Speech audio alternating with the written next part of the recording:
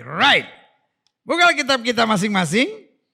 Wow, kita masih ada dalam pembahasan yang sangat menarik ini, yaitu 33 tugas gereja di akhir zaman, ya kan? Wow, ada banyak orang senang untuk membahas apa berkat buat gereja di akhir zaman. Saudara yang kasih dalam Tuhan, berkat itu sudah pasti. Tinggal kita terima saja saudara-saudara, ya kan? Tetapi yang harus kita mengerti adalah tugas kita. Karena saya terlalu percaya waktu kita melakukan bagian kita, Kristus menyelesaikan segala yang harus dikerjakannya buat kita. Yang setuju katakan amin. Nah, salah satu tugas gereja di akhir zaman, minggu lalu kita sudah bahas tentang the golden rule of Christianity atau hukum agung atau hukum emas dalam iman Kristen kita. Yaitu apa yang kamu tidak ingin orang lain perbuat kepadamu, jangan lakukan. Dan apa yang kamu ingin orang lain perbuat kepadamu, perbuatlah itu juga kepada orang lain. As simple as that, ya kan? Nah, sekarang salah satu tugas gereja di akhir zaman ini adalah pembawa damai. Nah, taruh tangan kanan selalu di dada. Ayo, kan saya udah bilang kan ini ibadah interaktif toh.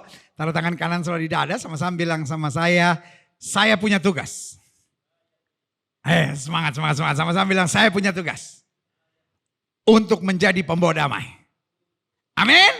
Nah itu dia ya kan. Buka kitab kita sama-sama. Saya mau kita belajar hal ini dengan menarik saudara. Karena ini pembahasan yang indah. Matius 5 ayat 9-12. Berbahagialah orang yang membawa damai. Karena mereka akan disebut anak-anak Allah. Nah hari-hari ini Indonesia punya satu istilah yang biasanya kita agak jarang dengar, yaitu kegaduhan. Dan saya pelajari, dan betul dunia di mana kita hidup hari-hari ini adalah dunia yang gaduh. Tetapi Alkitab luar biasa. Istilah-istilah dunianya berubah, tapi jawaban Alkitab tetap sama. Tugas orang percaya tetap sama. Di tengah dunia yang penuh dengan kegaduhan, maka berita firman Tuhan buat kita, berbahagialah orang yang membawa damai, karena mereka akan disebut anak-anak Allah. Siapa pembawa kegaduhan? Anak-anak setan. Ketika semua sedang sibuk vaksin, ada saja anti vaksin. Kenapa? Karena setan mau gaduh.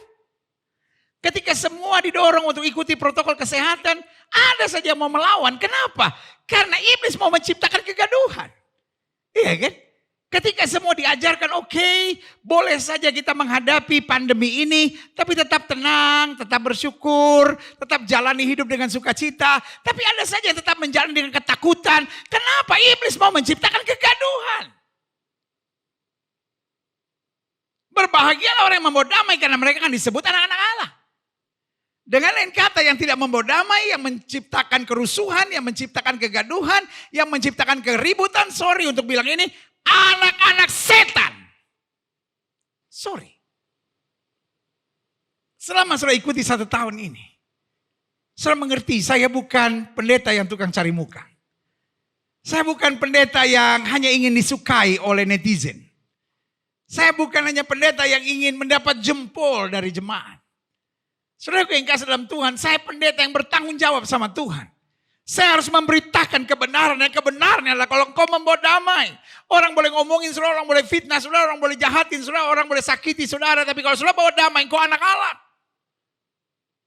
Tapi meskipun orang menyakiti saudara, kalau engkau membalas, sorry untuk bilang engkau anak iblis saudara. Karena anak Tuhan diajarkan untuk tidak membalas yang jahat dengan yang jahat.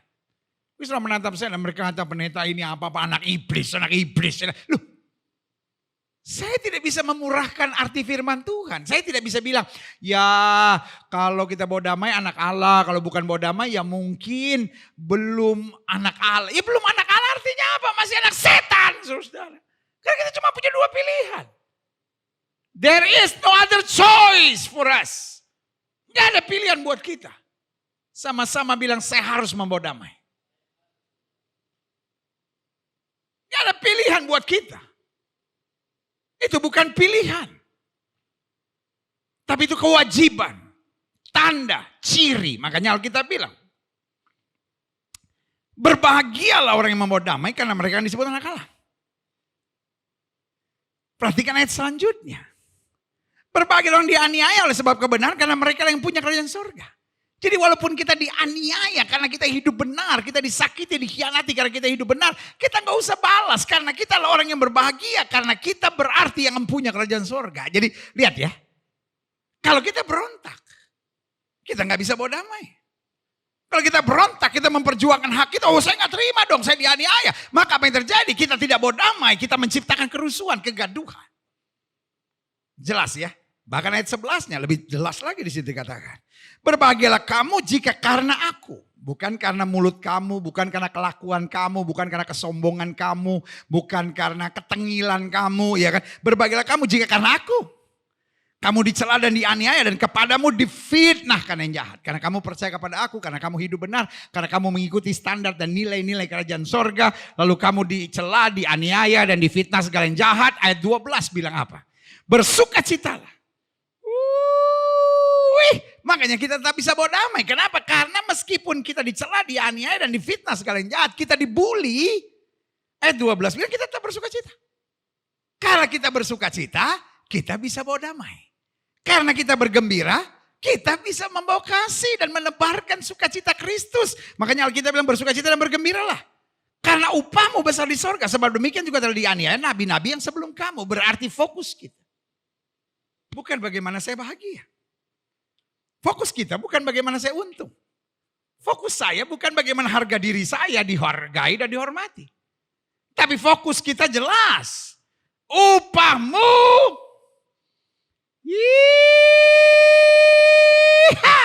Yeah. Yes. Upahmu besar di surga. Jadi kita fokusnya bukan pada dunia. Tapi kita fokusnya pada surga. Karena kita fokus pada surga, kita jadi warga kerajaan surga, kita bawa damai, klik. Aha. Saya sebut begini, dunia di akhir zaman. Sorry kalau ada yang tersinggung. Dunia di akhir zaman saya sebut adalah dunia yang penuh kegaduhan. Selalu nonton sinetron, isinya kegaduhan. Selalu dengar berita, isinya kegaduhan. Selalu lihat politik, isinya kegaduhan. Selalu lihat situasi ekonomi, isinya kegaduhan. Karena memang dunia di akhir zaman adalah dunia yang penuh kegaduhan. Coba lihat firman Tuhan ini, klik. Markus 13 ayat 7-10. Dan apabila kamu mendengar deru perang atau kabar-kabar tentang perang, janganlah kamu gelisah, semuanya itu harus terjadi. Tapi itu belum kesudahannya, sebab bangsa akan bangkit melawan bangsa, kerajaan melawan kerajaan. Akan terjadi gempa bumi di berbagai tempat dan akan ada kelaparan. Semua itu barulah permulaan penderitaan menjelang zaman baru. Lihat dari ayat ke-7 sampai ayat ke-8, semuanya bicara apa? Kegaduhan. Lihat ayat 9. Tapi kamu ini hati-hatilah. Kamu akan diserahkan pada majelis agama dan kamu akan dipukul di rumah ibadat. Kamu akan dihadapkan ke muka penguasa-penguasa dan raja-raja karena aku sebagai kesaksian bagi mereka. Tetapi Injil harus diberitakan dahulu pada semua. Lihat, 7, 8, 9 semua bicara tentang kegaduhan. Tapi satu-satunya yang bisa mengatasi kegaduhan, jawaban bagi kegaduhan ayat yang ke-10, Injil harus diberitakan dahulu kepada semua. What is Injil?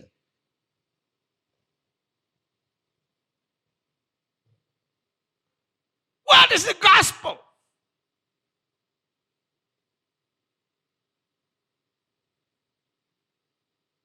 Gospel is talking about peace. The gospel talking about solution. Dunia hanya menciptakan kegaduhan tanpa solusi. Masing-masing hanya mau menang, masing-masing hanya ingin egonya sendiri. Tapi Injil bicara tentang apa? Merendahkan diri. Injil bicara jalan keluarnya. Makanya Injil harus tersebar karena hanya oleh Injil ada damai. Hanya oleh Injil ada kepastian. Hanya oleh Injil ada jalan keluar. Karena Injil mengajar kepada kita Yesus sudah mati buat kita. Dia menebus kita dengan darah yang mahal. Sehingga apa yang tidak mampu kita selesaikan, dia selesaikan dalam anugerahnya. Jadi hari ini waktu kita angkat roti dan angkat cawan anggur kita. Kita yang sedang panik, kita yang sedang tertekan, kita yang sedang kecewa. Kita tahu kita beroleh damai sejahtera. Karena Kristus menyelesaikan yang saya tidak bisa selesaikan. Kristus menyelesaikan yang dunia tidak bisa selesaikan. Kristus menyelesaikan apa yang bahkan uang tidak bisa selesaikan, segala kemuliaan buat Kristus. Haleluya. Selanjutnya, berarti Alkitab sudah menubuatkan. Kalau kita melihat kegaduhan hari-hari ini, jangan panik. Jangan stres. Jangan bertanya, Tuhan saya udah gak kuat lagi, kapan saya bisa selesai dengan semua. No. Take it easy. Everything is written. Segala sesuatunya sudah dinubuatkan oleh Alkitab. Dan Alkitab juga ajarkan bahwa salah satu yang akan mengambil peran penting di akhir zaman untuk menciptakan kegaduhan-kegaduhan ini adalah media.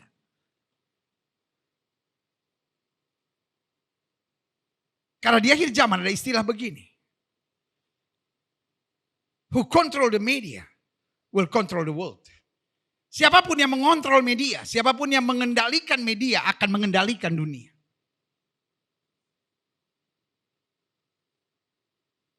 Dan media memang menciptakan kegaduhan. Untuk menuju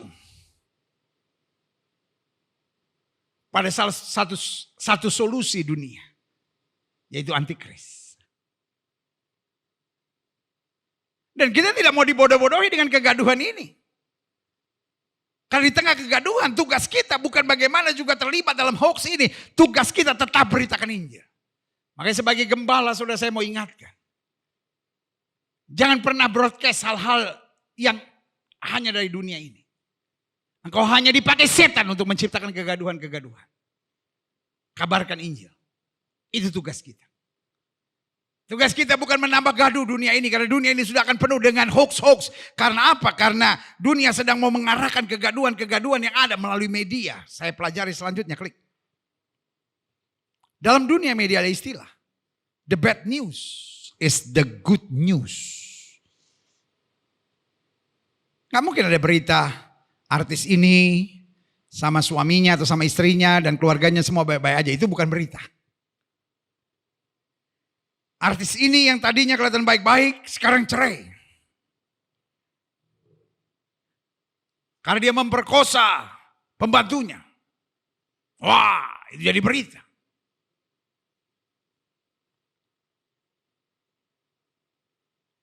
Pejabat ini, keluarganya baik-baik, penghasilannya baik-baik, bukan berita. Pejabat ini korupsi, itu baru berita. Inilah kegaduhan-kegaduhan yang memang mau diciptakan dunia. Untuk akhirnya menciptakan ketidaknyamanan, ketidaktenangan, sehingga akhirnya lari dari jalan Tuhan. Dan akhirnya mulai cari solusi di dunia ini. Dan disitulah persiapan one world order untuk menuju pada kekuatan dan kuasa antikris.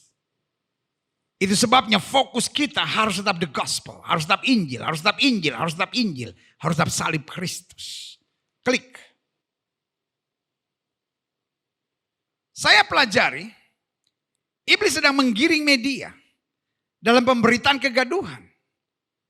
Dengan beberapa tujuan. Yang pertama, agar manusia menjadi takut dan gentar. Alkitab saya bilang begini.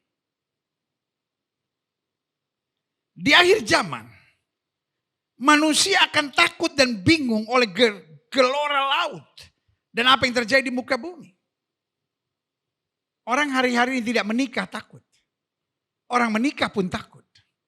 Orang hari-hari ini gak punya duit takut. Tapi punya duit juga takut. Orang hari-hari ini suaminya ganteng takut. Apalagi kalau suaminya gak ganteng. Iya kan? Saudara kasih dalam Tuhan. Orang punya kerjaan, adanya takut. Apalagi gak punya kerjaan. Tetapi berita firman Tuhan sudah berkata, jangan takut, aku menyertai kamu. Makanya selalu saya bilang, the gospel is the solution. Kenapa kita harus beritakan Injil di akhir zaman? Karena Injil tetap adalah kekuatan Allah. Injil adalah tetap jawaban. Dan yang media mau ciptakan adalah suasana yang takut dan gentar. Coba saudara pelajari hari-hari ini. Ketika saudara pelajari hari-hari ini, berita-berita menceritakan, nggak ada rumah tangga yang bahagia. Suami yang kelihatannya setia, Tiba-tiba punya perempuan lain. Sehingga akhirnya istri kalau lihat suaminya, jangan-jangan dia punya perempuan lain. Jadi hidup dalam ketakutan terus, hidup dalam kecurigaan terus, hidup dengan asumsi-asumsi buruk. Nah itu yang media mau ciptakan kegaduhan itu, takut dan gentar. Lalu selanjutnya, apa yang media mau ciptakan? Merasa biasa dengan kekerasan dan kekasaran. Coba kita lihat media hari-hari ini. Berita hari-hari ini. Kekerasan demi kekerasan. Sehingga kita lihat hari-hari ini. Suami dan istri makin kasar. Pendidikan anak mulai makin keras. Karena game-game dari anak-anak udah dilatih keras, kasar. Anak-anak tidak dihargai, tidak diajar untuk menghargai neninya, pembantunya. Pokoknya kalau kamu bayar dia, kamu bisa berlaku seenaknya. Dan kalau neninya marah, kamu gimana sih, kamu kan udah dibayar. Kita bentak di depan anak, jahat. Saya sebut, engkau boleh orang kaya tapi kelakuanmu kampungan sama sekali. Sebagai hamba Allah saya hanya mau ingatkan buat saudara. Kita anak raja. Kita warga kerajaan sorga. Jangan hidup dengan cara kampungan seperti itu. Mari kita tetap hidup saling menghargai. Kita belajar seperti apa yang minggu lalu kita sudah belajar. Apa yang kamu tidak ingin orang lain perbuat kepadamu jangan perbuat. Kalau kita nggak ingin dikasari jangan kasari orang. Karena ini yang media mau ciptakan. Hidup yang takut gentar. Merasa biasa dengan kekerasan dan kekasaran. Selanjutnya.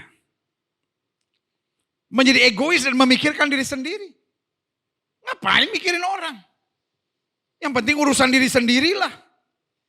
Tapi ingat waktu kita menerima tubuh dan darah Kristus nanti. Kita angkat roti. Kita angkat cawan anggur. Kita mengerti Yesus mati buat kita. Kenapa kita sebagai suami gak mau mengalah demi kebahagiaan rumah tangga? Kenapa kita sebagai istri tidak mau mengalah untuk kebahagiaan rumah tangga? Selalu saya bilang, orang yang mengalah, saya sebut pahlawan. Orang yang mengalah di pelayanan, saya beri nama pahlawan dalam pelayanan itu. Orang mengalah di dalam keluarga, saya beri nama pahlawan di keluarga itu. Engkau pemenangnya, engkau juaranya. Tapi orang-orang yang kasar, orang-orang yang egois, orang yang kepala batu, engkau pecundang. Engkau hanya seorang yang dikendalikan iblis. Hanya untuk memuaskan hawa nafsu daging dan kepuasan duniawimu itu. Hari ini Alkitab ajarkan kita. Berbahagialah orang yang membawa damai karena mereka akan disebut anak-anak Allah. Kalau engkau berani berkorban, engkau berani mengalah, engkau berani menaburkan hal-hal yang baik. Engkau juaranya. Karena engkau yang membawa damai. Orang ribut engkau bawa damai. Pelayanan mau pecah engkau bawa damai. Rumah tangga yang kacau engkau membawa damai. Dengan ngalahmu itu, dengan sabarmu itu, dengan hikmat sorgawimu itu. Karena memang dunia mau diciptakan takut dan gentar. Biasa dengan kekerasan dan kekasaran. Egois dan memikirkan diri sendiri. Selanjutnya. Iblis menggiring media dan pemberitaan kegaduhan dengan tujuan agar manusia menjadi semakin jauh. Dengan nilai-nilai kerajaan Allah. Pokoknya kalau manusia udah ikut sama seperti orang lain. Itu berarti dia udah normal, no? Apa normal? Orang sekarang nganggap kawin cerai normal kok. Orang sekarang anggap lakukan hubungan seks sebelum nikah asal gak hamil normal kok. Orang sekarang anggap lesbian dan homoseks normal kok. Iya kan? Orang sekarang anggap onani masturbasi normal kok. Orang sekarang anggap pornografi normal kok. Itu yang saya bilang dunia tambah gila saudara-saudara. Pepatah bahasa Belanda bilang the world staat op zijn kop. Dunia sudah berdiri di atas kepalanya. Orang Manado bilang satu bobale ini dunia ini. Sebagai hamba Allah saya hanya mau ingatkan. Umat yang mengenal Allahnya kata Alkitab akan tetap kuat dan bertindak. Pastikan kita tetap pegang nilai-nilai kerajaan sorga. Biarin kita dibilangan kampungan, biarin kita dibilang norak, biarin kita dibilang ketinggalan zaman. Tapi zaman kita tetap zaman sorga. Amin. Kita bukan berasal dari dunia ini, kita gak bisa ikut dengan cara dunia. Kita tetap ikut sebagai warga kerajaan sorga yang setuju sama saya katakan, saya siap. Amin. Ayo selanjutnya, klik. Saya pelajari. Pemberitaan sorgawi, ada damai. Pemberitaan sorgawi selalu kekuatan. Pemberitaan sorgawi selalu solusi. Pemberitaan sorgawi selalu jalan keluar. Karena pemberitaan sorgawi selalu adalah kemuliaan Tuhan. Haleluya, klik. Saya pelajari di sini. Lihat Kisah Rasul 10 ayat 36. Itulah firman yang ia suruh sampaikan kepada orang-orang Israel. Yaitu firman yang memberitakan damai sejahtera oleh Yesus Kristus yang adalah Tuhan dari semua orang. Wih. Amin. Yesus Kristus yang adalah Tuhan dari semua orang. Kita dilatih untuk pemberitaan damai. Coba. Selanjutnya. Kita lihat Efesus pasal 2 ayat 17 sampai 18. Coba apa firman Tuhan katakan? Ia datang. Yesus datang. Bukan untuk menghakimi. Tapi memberitakan damai sejahtera kepada kamu yang jauh. Kamu yang disebut kafir, kamu yang disebut gak percaya, kamu yang disebut bukan bangsa pilihan, tetapi diselamatkan dengan panggilan yang dahsyat. Mari kamu yang letih lesu dan berbeban berat, aku akan beri kelegaan kepadamu. Saudara-saudara yang merasa berdosa, saudara-saudara yang merasa ditolak, saudara-saudara yang merasa dikecewakan oleh hamba-hamba Tuhan, saudara yang merasa dikecewakan oleh orang-orang Kristen, saya mau beritahu Yesus datang. Untuk memberitakan damai sejahtera kepada kamu yang jauh. Kamu yang terluka. Kamu yang merasa berdosa. Kamu yang merasa jauh dari Tuhan. Tetapi juga damai sejahtera bagi mereka yang dekat. Artinya, meskipun selama ini kita merasa dekat Tuhan, kita pun tetap harus bertobat. Kita pun harus datang kepadanya. Kita pun harus tanggalkan kesombongan kita. Kita pun harus kembali kepada jalan kebenaran yaitu Kristus. Ayat 18. Karena oleh Dia, kita kedua pihak dalam satu roh beroleh jalan masuk kepada Bapa. Sehingga gak perlu kita saling menghina. Gak perlu kita saling menjatuhkan. Gak perlu kita saling mengkafir-kafirkan. Gak perlu kita saling menyesat-nyesatkan. Gak perlu kita saling melihat perbedaan di antara kita. Tetapi ingat dalam Kristus. Ada damai sejahtera. Saudara-saudara yang hidup gelisah. Saudara-saudara yang hidup gak ada kepastian. Saudara-saudara yang berpikir saya hanya bisa masuk surga dengan segala perbuatan baik saya. Dengan amal ibadah saya. Saudara yang kasih dalam Tuhan. Amal ibadahmu seperti kain kotor kata Alkitab. Tapi kita hanya bisa diselamatkan. Oleh kasih anugerah itulah damai sejahtera kita. Amin. Yohanes 14 ayat 27 bilang apa? Damai sejahtera. Wih. Ku tinggalkan bagimu. Damai sejahtera ku berikan kepadamu. Dan apa yang kuberikan, damai sejahtera yang Kristus berikan, tidak seperti yang diberikan oleh dunia kepadamu. Janganlah gelisah dan gentar hatimu. Yang dunia berikan, yang dari luar menutupi yang dari dalam. Ya kan yang dunia berikan kalau kita suka cita karena sesuatu, ya udah kita bahagia. Tetapi damai sejahtera yang Kristus berikan, damai sejahtera yang kekal. Yang dari dalam terpancar keluar. Wow, haleluya. Dia membersihkan dalam kita dulu. Karena selalu saya bilang, orang yang terluka akan melukai. Tapi orang yang dipenuhi damai Kristus akan senantiasa membawa damai. Kenapa kita gak bisa membawa damai? Karena kita belum merasakan dan belum mengalami damai itu. Karena kalau kita merasakan dan mengalami damai itu otomatis kita menjadi pembawa damai. Haleluya. Berarti waktu hari ini kau menerima tubuh dan darah Kristus. Pastikan kau berkata, Tuhan, di keluargaku, di hidupku, di keseharianku, di pelayananku, dimanapun Tuhan tempatkan aku. Aku harus membawa damai. Karena pemberitaan salib adalah pemberitaan damai sejahtera. Nah sementara saya pelajari. Damai sejahtera yang kita terima dari sorga. Yang pertama. Damai sejahtera di tengah perjuangan. Mungkin apa yang kau harapkan belum terjadi. Tapi itu bukan berarti kau tidak punya damai. Mungkin apa yang kau impikan belum kau dapatkan. Tetapi kau tetap punya damai. Karena kita tahu, aku tidak sendiri. Dia Kristus yang menyertai aku. Dia Kristus yang memberi kekuatan buat aku. Dia Kristus yang memberikan kepastian bagi aku. Saudara-saudara yang hari-hari ini sedang hidup dalam perjuangan. Ingat kau tidak sendiri. Daud menghadapi peperangan dengan Goliat. Dia bilang, kau boleh mendatangi aku dengan pedang, tombak, dan embing. Tapi aku datangi kau dengan damai, dengan nama Tuhan semesta alam. Damai sejahtera. Tetap di hatinya. Alkitab bilang apa? Melewati air, kamu tidak akan dihanyutkannya. Melalui api, kamu tidak akan dihanguskannya. Karena Tuhan yang berjalan di depan kita. Yes! Yang kedua, damai sejahtera yang kita dapati dari sorga. Damai sejahtera di tengah ketidakpastian. Waktu ketidakpastian hidup kita, ketidakpastian ekonomi kita, ketidakpastian tentang penyakit kita. Bahkan dokter belum ketemukan penyakit kita tetap punya kepastian. Kita tetap punya damai. Karena Allah kita tidak pernah memberikan pencobaan lebih daripada kemampuan anak-anaknya. Haleluya. Dan yang ketiga, saya pelajari damai sejahtera yang kita terima dari surga. Damai sejahtera di tengah penderitaan dan badai.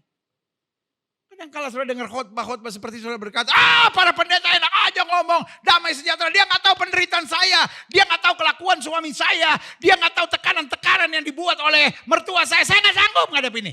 Di tengah penderitaan sekalipun, kita tahu Tuhan tidak pernah berikan pencobaan lebih daripada kemampuan anak-anaknya. Di tengah penderitaan dan badai hidup yang berat sekalipun, ketika engkau tahu ada Yesus di dalam dirimu, ada kasih Tuhan, ada damai Kristus dalam hidupmu. Engkau berkata, tenanglah kini hatiku, Tuhan membimbing langkahku. Di tiap badai dan kerja, tetap ku rasa tangannya. Amin. Tetap tenang kita. Meskipun di tengah badai. Karena dia sumber kekuatan kita. Haleluya. Yang keempat, bahkan damai sejahtera yang kita terima dari surga. Damai sejahtera di masa penantian akan mujizat dan kemenangan. Mujizat itu pasti. Kemenangan kita pasti. But we don't know when. Waktu Tuhan pasti yang terbaik. Walau kadang tak mudah dimengerti. Lewati cobaan, ku tetap percaya waktu Tuhan pasti yang terbaik. Amin. Bila kau izinkan sesuatu terjadi, ku percaya semua untuk kebaikanku. Amin. Itu aja kita imani. Mujizat itu pasti, kemenangan itu pasti. Tapi untuk menanti waktunya itu kita dapat damai. Karena kita tahu, my God will never ever too late. But He will never ever too fast too. Dia tidak pernah terlambat. Tapi juga dia tidak pernah terlalu cepat. Sehingga kita jadi manja. Tuhan melatih kita jadi tentaranya. Sehingga kalau hari ini mujizat belum terjadi, kita berkata, tetap damainya aku rasakan dalam hidupku. Haleluya. Selanjutnya klik. Haleluya. Modal dasar kita untuk dapat menjadi pembawa damai yang pertama. Karena kita sendiri sudah menerima serta dipenuhi dengan damai. Kalau hati kita masih dipenuhi kegaduhan. Hati kita masih dipenuhi kebencian. Hati kita masih dipenuhi dengan kepahitan. Akhirnya kita sama seperti Petrus yang ada di Taman Getsemani, langsung cabut pedang. Tapi Yesus yang hatinya penuh dengan damai surgawi, dia berkata, sarungkan pedang. Hanya orang yang hidup dengan pedang akan mati dengan pedang. Kita bisa menjadi pembawa damai. Bukan karena apa yang dibuat oleh orang sekitar kita. Tapi karena apa yang ada di dalam hati kita. Kalau dalam hati kita ada damai, maka otomatis yang keluar adalah damai. Karena ada aksioma dalam hidup ini. Kita hanya bisa memberikan apa yang kita punya. Kalau yang kita punya kepahitan, maka mulut kita yang keluar pahit. Sikap kita yang keluar pahit. Kalau hati kita penuh dengan kritik, kebencian, ketertekanan, itu juga akan selalu keluar. Tapi kalau ada firman, ada kasih Kristus, ada damai. Itu juga akan terpancar dari kata-kata kita, perbuatan, sikap, dan kehidupan kita. Yang kedua, modal dasar kita untuk dapat menjadi pembawa damai. Karena pola pikir kita sudah dalam standar surgawi. Bahwa pikiran kita bukan untung rugi. Tapi baik, berkenan, serta menyenangkan hati Tuhan. Kalau otak kita ini masih pikir untung rugi. Maka yang terjadi adalah kita gak bisa jadi pembawa damai. Kita cuma jadi orang pencari untung. Iya kan? Tapi kalau otak kita, roh kita, jiwa kita sudah naik level. Yang kita pikir cuma yang baik, yang berkenan kepada Tuhan, dan menyenangkan hati Tuhan, pasti kita jadi pembawa damai. Kalau hari ini sudah berkata, kenapa ya pendeta saya gak bisa bawa damai, aduh manusia-manusia di sekitar saya itu nyebelin gitu. Jawabannya saya sederhana. Isi otak saudara, isi jiwa saudara, isi hidup saudara dengan kerinduan untuk hidup baik, berkenan, dan menyenangkan Tuhan. Yang ketiga, modal dasar kita dapat menjadi pembawa damai. Karena kita membiarkan diri kita selalu dibersihkan oleh firman Tuhan. Dan itu oleh Roh Kudus. Adalah selalu hal-hal yang menyebalkan, menyakitkan, mengecewakan kita. Sehingga kita membalas gitu. Tapi Alkitab bilang kamu sudah bersih oleh firman yang kukatakan kepadamu. Waktu hati kita terus dibersihkan. Setiap kali kita ada pikiran-pikiran cabul. Setiap kali ada keinginan-keinginan membalas. Setiap kali ada tekanan-tekanan dalam batin, ya kan. Kita bersihkan dengan firman. Kita bersihkan dengan firman. Kita bersihkan dengan firman. Dan kita ikuti tuntunan Roh Kudus. Maka yang terjadi. Kita akan mampu selalu menjadi pembawa damai. Haleluya. Yang keempat. Modal dasar kita menjadi pembawa damai. Karena kita sadar. Kita tidak mau dipakai iblis untuk menghadirkan kegaduhan. Jelas. Berbahagia orang yang membawa damai. Karena mereka akan disebut anak-anak Allah. Itu berarti orang yang membawa kegaduhan adalah anak iblis. Dan kita harus sadar. Saya tidak mau dipakai iblis untuk membawa kegaduhan. Dunia sedang penuh kegaduhan. Saya anak Tuhan. Seperti doa Bapa kami kita yang berkata. Jadilah kehendakmu di bumi seperti di sorga. Saya mau tanya, di sorga ada kegaduhan? Di sorga ada kekacauan, di sorga ada kebencian, di sorga ada kepahitan, di sorga ada pengkhianatan, di sorga yang ada damai, kasih, sukacita. Itu yang harus kita bawa dalam hidup kita. Wow. Saya berdoa. Hari ini waktu sudah angkat cawan dan sudah angkat roti. Saya berdoa. Itu menjadi materai dalam hidup kita. Tapi sekaligus tekad. Tuhan. Saya berjanji. Dengan tubuh yang terpecah dan darah tertumpah ini. Saya rindu menjadi pembawa damai. Karena sungguh damai Kristus dalam hidupku. Sungguh sangat dahsyat dan luar biasa. Dan yang terakhir. Saya undang pemain musik maju ke depan. Modal dasar kita menjadi pembawa damai. Karena kita didorong selalu. Untuk menghadirkan suasana sorga di bumi ini.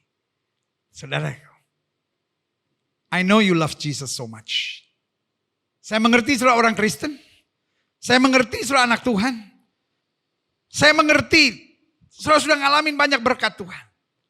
Pertanyaan saya, sudahkah saudara siap membawa damai di muka bumi ini? Karena ini waktunya, setiap anak-anak Tuhan menyadari, Tuhan, yang Tuhan buat dalam hidup saya sudah cukup banyak. Ini waktunya, untuk saya senantiasa menghadirkan suasana sorga di dalam kehidupan saya. Setiap mata terpejam. Setiap kepala tertunduk.